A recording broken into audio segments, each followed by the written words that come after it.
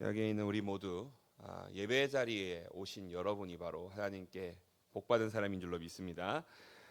이 축복으로 우리가 함께 인사를 한 이유가 좀 있습니다. 우리가 지금 팔복의 말씀으로 계속해서 나누고 있습니다만 오늘이 이제 네 번째입니다. 네 번째 말씀까지 왔는데 특별히 오늘의 말씀이 의에 줄이고 목마른 자에 대한 이야기가 나옵니다.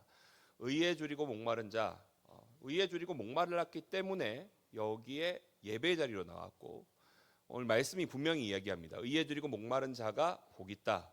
그래서 예배에 나오신 여러분이 바로 복 있는 사람인 줄로 믿습니다. 우리가 가끔 그런 생각들을 해요. 내가 정말 복 있는 사람인가? 내가 과연 은혜 받을 만한 자격이 있나? 이런 생각들을 조금씩 의심들을 하기도 하고 걱정을 하기도 합니다만 적어도 여러분 하나님께서 저와 여러분들에게 예배 자리에 이 자리를 향한 마음을 주시고 여기에 앉게 하셨다는 것, 이것만으로도 하나님이 우리에게 이미 복을 주신 줄로 믿습니다. 주일 여기 오신 분들이 사실 그렇게까지 걱정을 하고 고민을 했다라고까지 생각은 하지 않습니다만 예배에 오면서 신앙생활을 한 지 얼마 되지 않은 사람이다. 혹은 좀 학생들이나 청년들 그럴 수 있습니다. 주일 간만에 빨간 날인데 좀 늘어지게 잠 좀 자고 싶고 좀 멀리 좀 놀러 가고 싶기도 하고 또 어떤 분들은 가족들하고 간만에 캠핑이라도 이미 토요일에 갔겠죠. 가려고 하면은 그렇게 가려고 하는 분들도 있을 것입니다. 여러 선택지들이 있다는 거예요. 그런 선택지 중에서 저와 여러분은 그 모든 선택지들을 뒤로 하고 어떤 선택지들을 택했습니까? 예배의 자리를 택하셨습니다. 그래서 이 자리 나오신 여러분들은 우리는 그렇게까지 생각은 안 했다라고 말씀을 하시는데 우리가 택할 수 있는 경우의 수는 굉장히 많았어요. 선택지들이 많았습니다. 그 모든 경우의 수들을 뒤로 하고 여기에 오신 겁니다. 크게 고민을 안 하고 온 것 같지만 여기에 올 수 있도록 하나님이 마음을 주시고 습관적으로 왔다? 그 습관을 주신 분도 하나님이신 줄로 믿습니다. 어떤 모양이 됐건 어떤 이유로 왔건 이 예배 자리에 앉을 수 있다는 것, 그것이 정말로 어마어마하게 큰 복이라는 것입니다.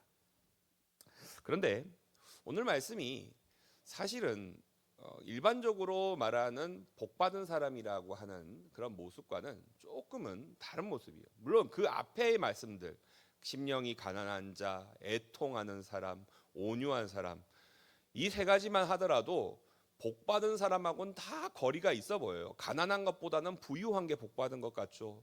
애통한 것보다는 웃는 사람이 복받은 것 같죠. 온유한 사람보다는 좀 도끼 있고 좀 이 악물고 살아가는 그런 사람들이 좀 복받을 것 같지. 심지어 오늘 말씀은 어떤 사람이 복받습니까? 배고프고 목마른 사람. 뭔가 좀 안 맞잖아요. 보통은 여러분 배부른 사람이랑 배고픈 사람이 있으면 누가 복받은 사람처럼 보입니까? 당연히 배부른 사람이 복받아서처럼 보이죠. 아이고 배고파한데 아이고 있는 복도 다 날라가겠다 이렇게 하지.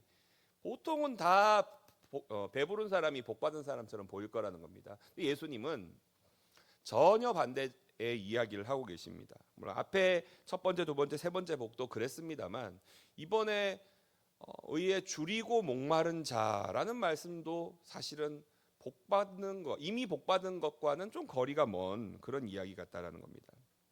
그런데 왜 줄이고 목마른 자가 복이 있는가? 여러분 어떤 우리가 영적인 허기를 느낀다. 영적으로 배가 고프다, 목마르다 이런 것들을 느낀다. 이것 자체가 우리가 영적으로 우리의 영혼이 살아있다라고 하는 증거입니다. 증거예요. 제가 새벽마다 오늘 여기 계신데 우리 권사님들을 늘 태우고 이렇게 운전을 합니다. 모셔다 드리는데 뒤에서 이렇게 짧은 시간이긴 합니다만 뒤에서 권사님들이 이런저런 이야기들을 하세요. 그런데 다른 이야기는 그냥 이렇게 듣고 있는데 권사님들이 이 얘기를 하시면 가슴이 덜컥해요. 아이고 입맛이 없다. 마음이 너무 어유 진짜 너무 몸이 어디 안 좋으신가 싶어가지고 막 안 좋아요. 반대로 어떻게라도 밥을 먹겠다라고 하는 그런 모습이 있으면 건강하다는 증거 아닙니까? 병원에 이렇게 있으면요, 아프니까 당연히 병원에 가겠죠. 수술을 하고 막 이렇게 아파서 이렇게 누워 있는 분이, 환자가 기운을 차려야 되는데 그 사람이 입맛이 없어서 영 이래 버리면 이 사람이 나을 것도 안 나을 것 같아요. 근데 뭐 좀 먹어야겠다, 배고프니까 뭐 좀 먹을 것 좀 갖다 달라고 이러면 이 사람은 나을 수 있다, 그런 생각이 든다는 겁니다. 그러니까 사람은 배고픔을 느낀다는 것 자체가 건강하다는 증거, 살아있다는 증거입니다. 죽은 사람은 배고픔을 느낄 수가 없습니다. 죽은 사람에게는 배고픔이라는 감정, 느낌, 그런 게 있을 수가 없죠. 살아있는 사람만 배고파할 수가 있습니다. 근데 우리의 육신만 그런 게 아니라 영혼도 똑같습니다. 우리의 영혼이 배고프다, 목마르다 이런 감정을 느낀다라는 거, 뭔가 좀 갈급하다 이런 생각을 한다는 것 자체가 우리의 영혼이 살아있다는 증거입니다. 우리가 가끔은 내가 왜 이렇게 예배 와도 은혜를 못 받고 뭔가 계속 답답하고 좀 뭔가 모자란 것 같고 갈급하고 여전히 왜 그렇지 이렇게 생각하면 내가 뭔가를 잘 못해서 은혜를 못 받나 이렇게 생각하실 수도 있는데, 여러분 반대로 생각하셔야 됩니다. 그런 영적인 갈급함을 느끼고 있다면 내가 살아있구나. 여러분 영적인 갈급함을 느끼고 계십니까? 여러분이 살아있다는 증거인 줄로 믿습니다. 저와 여러분들을 살리셨다는 증거예요. 우리가 조금 이제 생각을 해야 될 게 있어요. 전도를 하러 가면은, 우리가 전도를 하러 갑니다. 안 믿는 사람에게 전도를 해요. 그러면 이 사람들은 죽어가는 사람들이라고 생각하고 전도를 하는 경우가 있습니다. 죽어가는 사람. 정확하게 틀린 말입니다. 저 사람들은 죽어가는 사람이 아닙니다. 이미 죽은 사람이에요. 살아 있는데요, 눈 뻔하게 뜨고 돌아다니고 있는데요, 몸은 살아 있겠죠. 그러나 그들의 영혼은 이미 죽어 있는 사람들입니다. 그래서 우리가 전도를 한다라고 할 때는 죽어가는 사람을, 물에 빠져서 허우적대는 사람을 살려주는 게 아니고요, 이미 죽어서 뼈가 그냥 아예 백골이 진토가 되고 이 정도로 아예 살아날 가망이 없던 사람들에게 우리가 그들을 예수께로 인도해서 새로운 생명을 주고 부활의 능력으로 그들을 인도하는 것입니다. 그들을 살리는 거예요. 주님께서 우리를 통해서 죽은 영혼들을 살리는 겁니다. 그러면 죽은 영혼들이 살아났을 때야 비로소 내 영혼이 배고프다, 의에 줄이고 목이 마르다, 이런 감정을 느낄 수 있게 되는 것입니다. 시편 42편 1절을 보게 되면 시인이 이런 고백을 하죠. 우리 유명한 고백입니다. 한번 같이 고백하겠습니다. 하나님이여, 사슴이 시냇물을 찾기에 갈급함같이 내 영혼이 주를 찾기에 갈급하니이다. 아멘. 이 갈급함을 느끼고 있다는 것, 사슴이 시냇물을 찾듯 그렇게 갈급함을 느끼고 있다는 것 자체가 저와 여러분들이 하나님 안에서 우리 영혼이 살아있다라는 그런 증거로 여기시기를 바랍니다.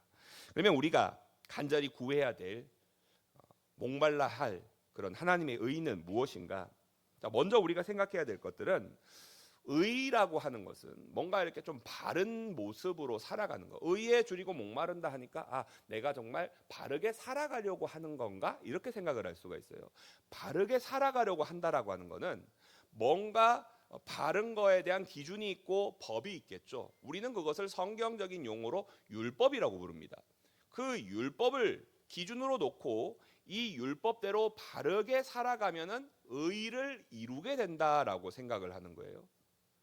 그러면 그렇게 바르게 살아서 착하게 살면 천국에 가는 겁니까? 그래요? 맞습니까? 고개 끄덕거리면 안 되죠, 여기서는. 아니죠.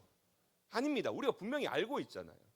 우리에게 하나님 나라는, 천국은 내가 착하게 살아서 도달할 수 있는 곳이 아니에요. 그래서 여기에서도 마찬가지로 의에 줄이고 목마르다는 것은 내가 바르게 살려고 하는 노력이 아니고 바르게 살고자 하는 마음이 아닙니다. 그게 아니에요. 오히려 그런 마음들, 그렇게 하면 될 거라고 생각하는 것은 어떤 마음이냐?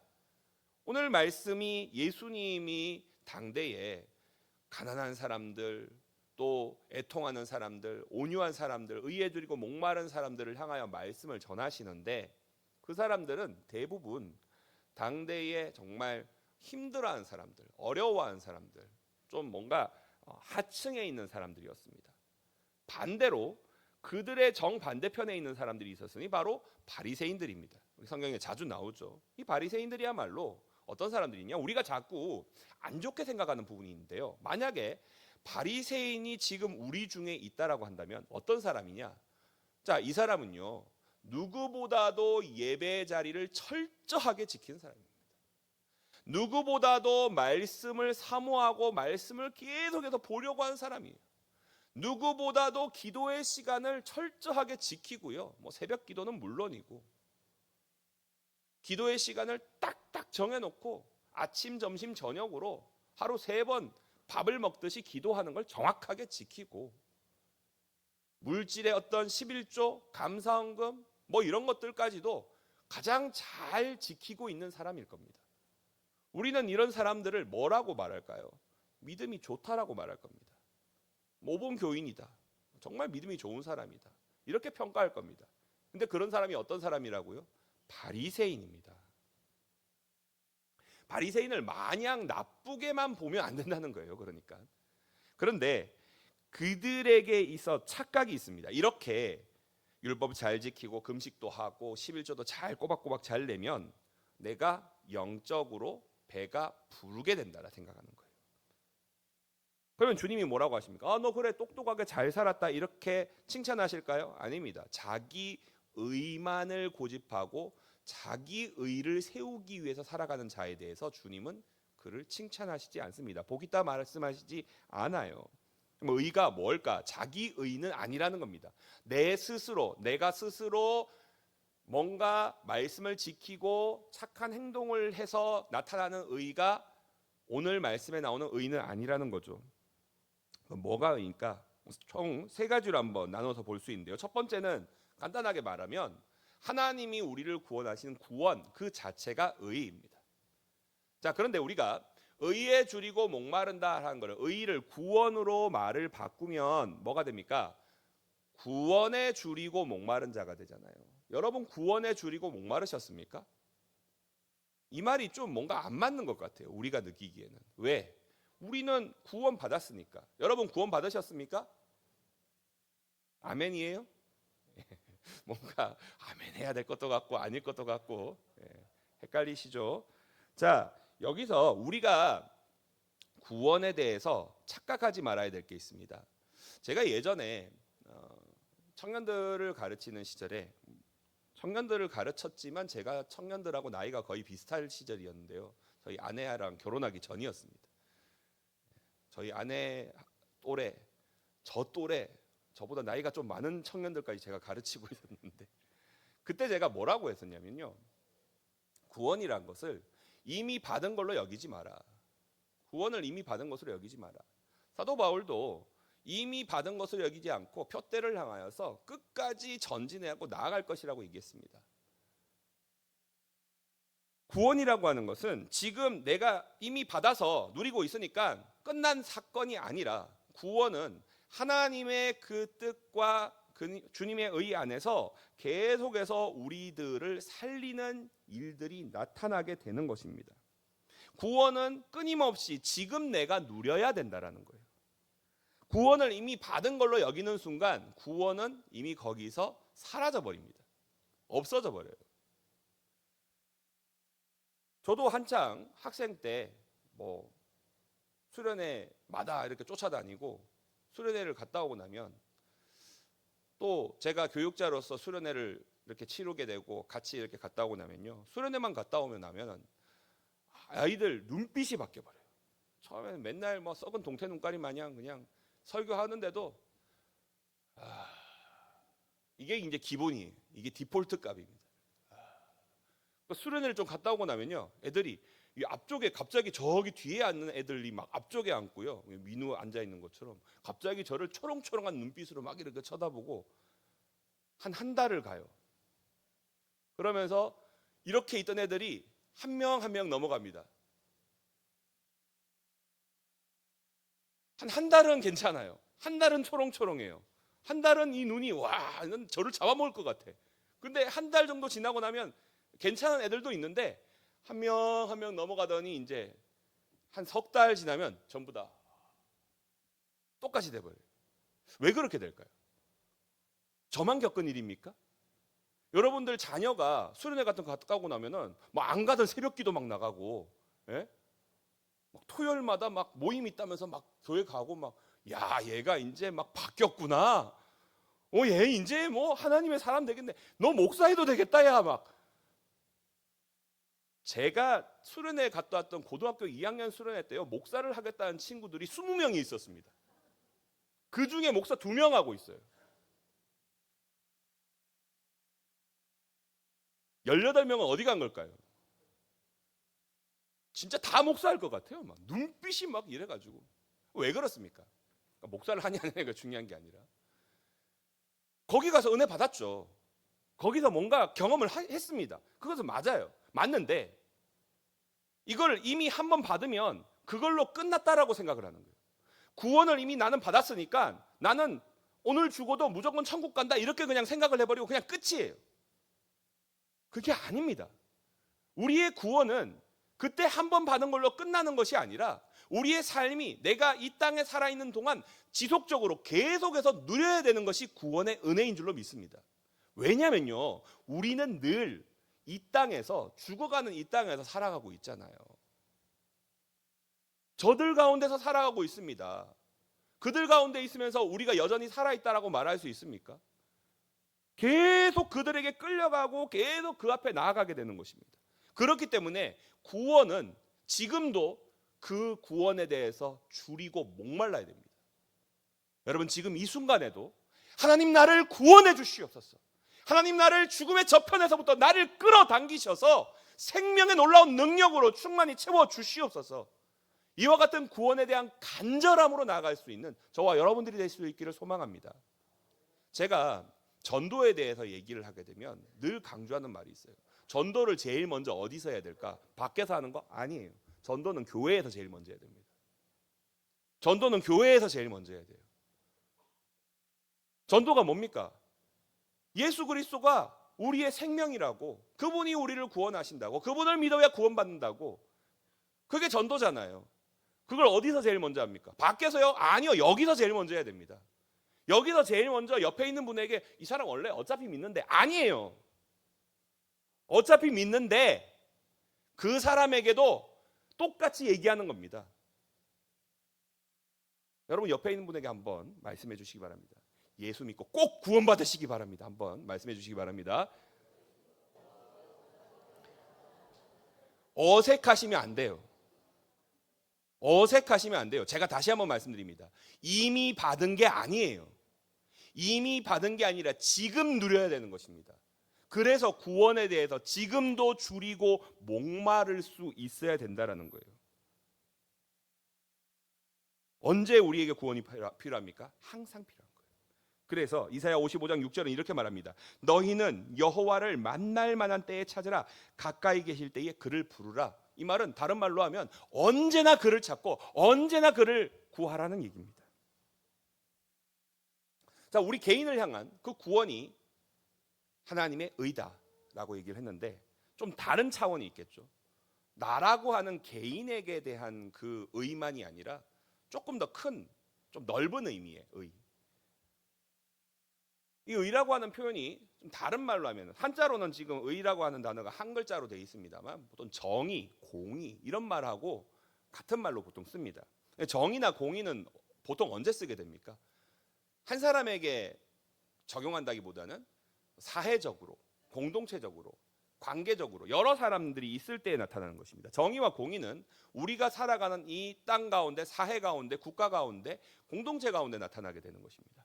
그런데 지금 현재에 일어나고 있는 모든 일들을 가만히 보고 있으면 불의와 계속 그것들이 충돌하고 그것들 때문에 많은 사람들이 고통을 받고 있습니다.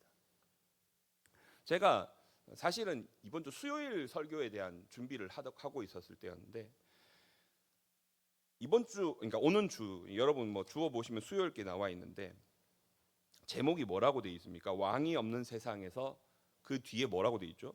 짓밟힌 약자라는 얘기 나옵니다. 사사기 19장에 대한 얘기인데요. 수요일 설교를 미리 할 건 아니지만 내용들을 보면은 여기서 아무도 보지 않는 한 인물이 있습니다. 19장에 보면은 나오는 사람이 모든 사람이 다 악인이에요. 악인들끼리 부딪힙니다. 그런데 악인들끼리 부딪히니까 어떤 일이 생기냐? 악인들은 피해를 안 받아요. 악인들은 피해를 안 받아요. 근데 누가 피해를 받느냐?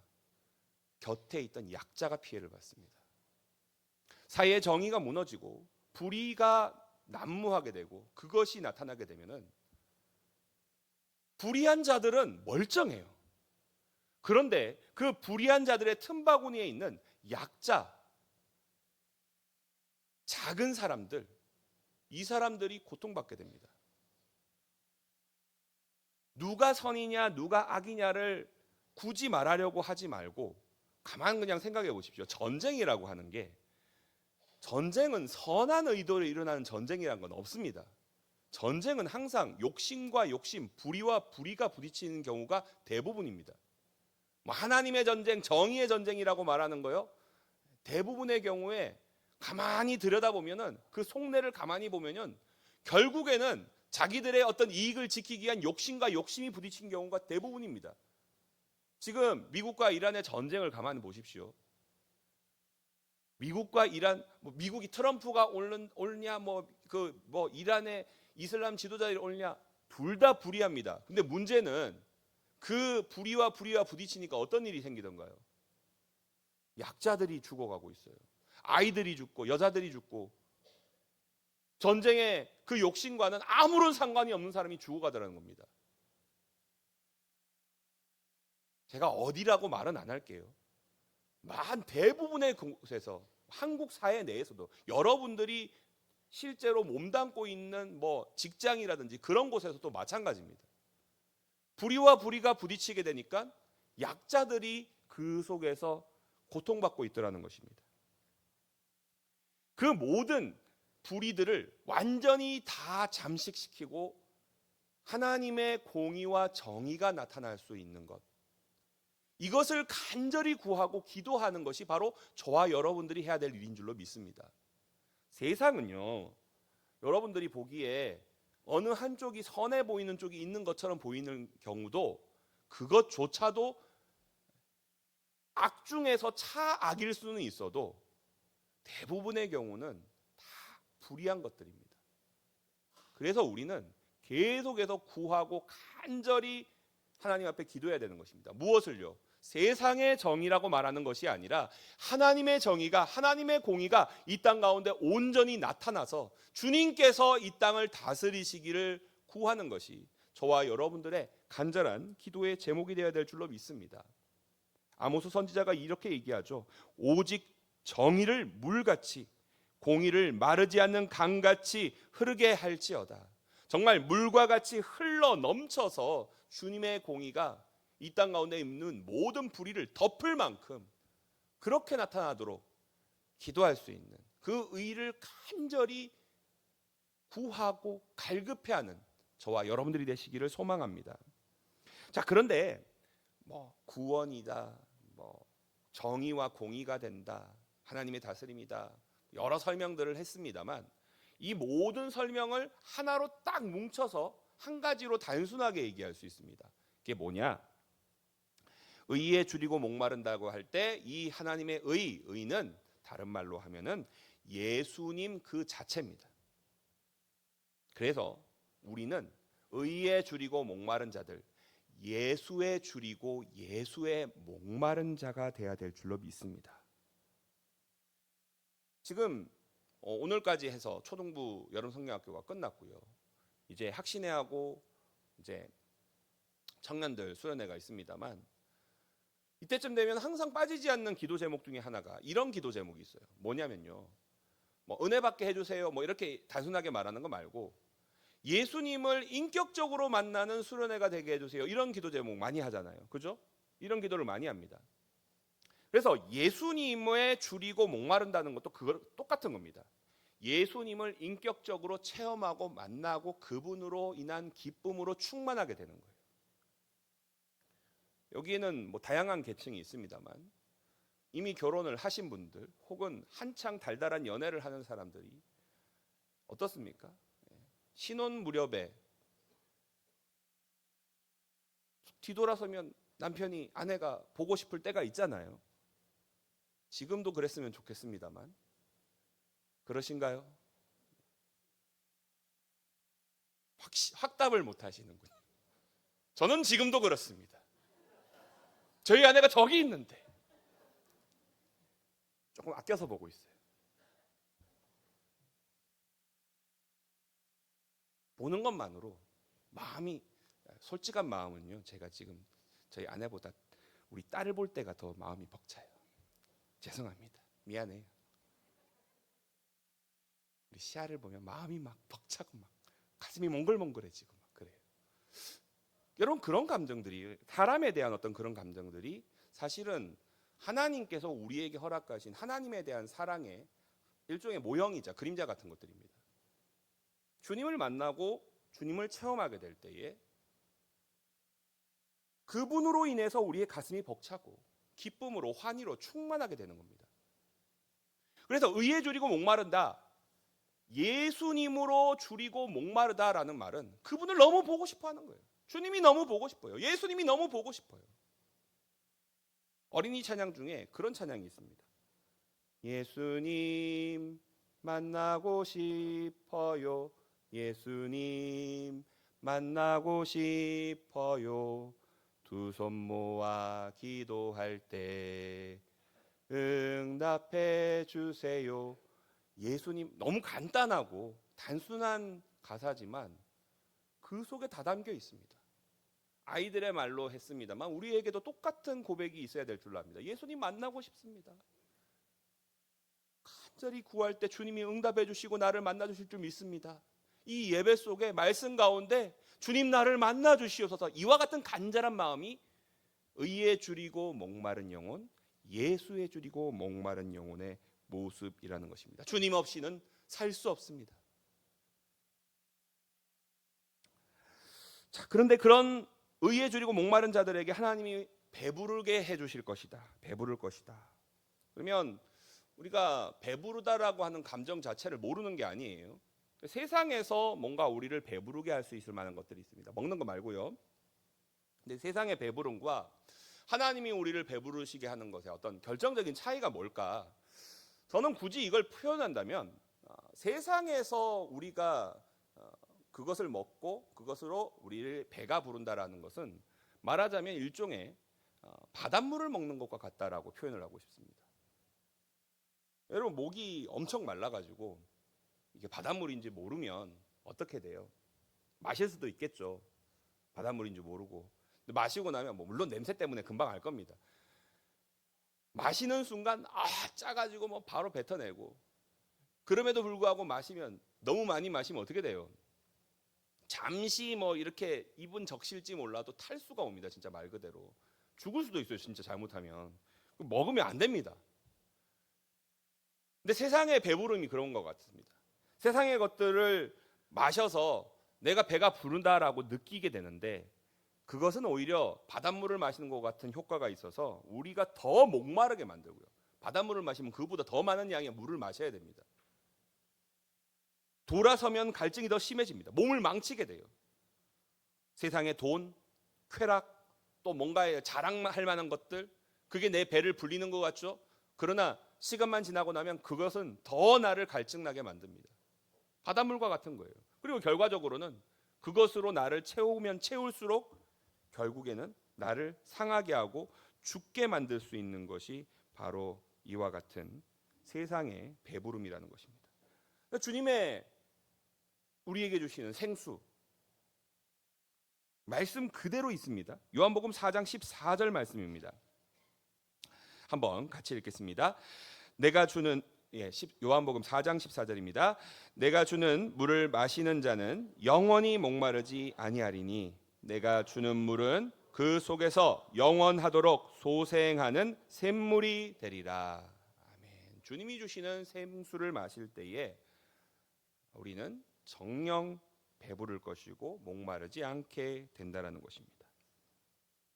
여러분, 주님이 우리를 배부르시게 할 때는 내가 챙겨서 먹고 내가 찾아서 먹는 게 아니죠. 하나님이 우리에게 주시고 하나님이 우리에게 채워주시는 것입니다. 주님이 우리를 배부르게 해주시는 거예요. 내가 먹고 배부르게 되는 게 아니라 주님이 나를 배부르게끔 해주시는 겁니다. 그래서 내가 먹으려고 시도하면 안 돼요. 그건 내가 먹는 겁니다. 조금은 능동적인 모습이 아니라 조금은 수동적인 거에 가까워요. 이 목마름을, 갈급함을 채우기 위한 우리의 모습은 좀 수동적이어야 됩니다. 그래서 하나님 앞에 나아갈 때 주님, 제가 배고파요. 제가 목말라요. 저를 채워주시옵소서. 나는 빈손이고 나 스스로를 채울 수 없는 자입니다. 이와 같은 고백으로 나아갈 때에 하나님이 우리를 채워주시고 우리에게 배부르게 해주신다는 것입니다. 그런데 주님이 우리를 배부르시게 할 때 어떤 조건을 걸고 계산을 할까요? 자, 나 물 줄게, 생수 줄게. 근데 그 전에 계산 좀 해보자. 너 이번 주간에 성경 좀 봤어? 큐티 열심히 했어? 예배 시간에 졸았지? 새벽기도 빠지고 안 빠지고 나왔어? 이런 거 일일이 다 하나하나 조건 달고 계산해가지고, 자, 그러면 다 거기 계산 끝났으니까 조건 다 완수했으니까 그러면 줄게. 하나님이 그렇게 주실까요? 조건 없습니다. 값이 없습니다. 계산하지 않습니다. 주님이 뭐라고 하십니까? 이사야 55장 1절 말씀입니다. 오라 너희 모든 목마른 자들아 물로 나오라. 돈 없는 자도 오라. 너희는 와서 사 먹되 돈 없이 값 없이 와서 포도주와 젖을 사라. 주님께서 우리에게 채워주실 때 어떠한 조건을 보시지 않고 우리가 뭔가를 채워야만 되는 것이 아니라 아무런 조건 없이 계산 없이 주님은 우리를 사랑하시기에 나오는 자에게, 하나님을 바라보는 자에게, 그를 갈급한 자에게 채우시고 공급하시고 배부르게 해주시는 분이십니다. 예수님을 우리가 아까 의에 줄이고 목마르다는 것을 예수님의 줄이고 목마른 자로 표현을 한다라고 했는데, 이 자리에서 우리가 예수님을 간절히 구하는 가운데 예수님이 우리에게 찾아오십니다. 우리를 만나 주십니다. 그때에 주는 만족은 세상이 주는 만족과는 비교할 수 없는 것인 줄로 믿습니다. 그래서 우리의 기도의 제목이 사실은 앞에서 제가 설명했던 모든 내용들 다 잊어도 괜찮아요. 한 가지만 기억하면 됩니다. 이 자리에 와서 예수님 만나고 싶습니다. 예수님과 함께하고 싶습니다. 요 간절함, 이 간절함으로 나오는 모든 자들에게 하나님께서 그 간절함을 들으시고 응답하시고 저와 여러분들에게 채워주실 줄로 믿습니다. 사모하는 자들을 채워주세요. 시편 107편 9절 말씀을 보시면 그가 사모하는 영혼에게 만족을 주시며 줄인 영혼에게 좋은 것으로 채워주심이로다. 사모하는 자들, 간절히 구하는 자들 주님은 외면하지 않으십니다. 반드시 채워주시고 우리 안에 함께해 주실 줄로 믿습니다. 말씀을 마무리하겠습니다. 우리 안에 영혼의 갈급함이 있는지 사실은 가장 먼저 점검해 봐야 될 부분이에요. 내가 정말 의를 간절히 구하고 있는가, 이 모습을 먼저 우리가 생각하고, 내 안에 그런 갈증이 있다, 뭔가 모자란 것 같아, 부족한 것 같다, 그러면 오히려 그 부족한 것 같다라고 느끼는 그 감정들이 도리어 내 안에 내가 살아있구나라는 것들을 도리어 생각하시고 예수님을 만남으로, 예수님과 함께함으로 나를 충족케 하시는 주님으로 만족할 수 있는 저와 여러분들이 될 수 있기를 소망합니다. 의에 줄이고 목마른 자들, 저와 여러분들에게 주님께서 반드시 채우시고 충족하여 주실 줄로 믿습니다. 기도하겠습니다.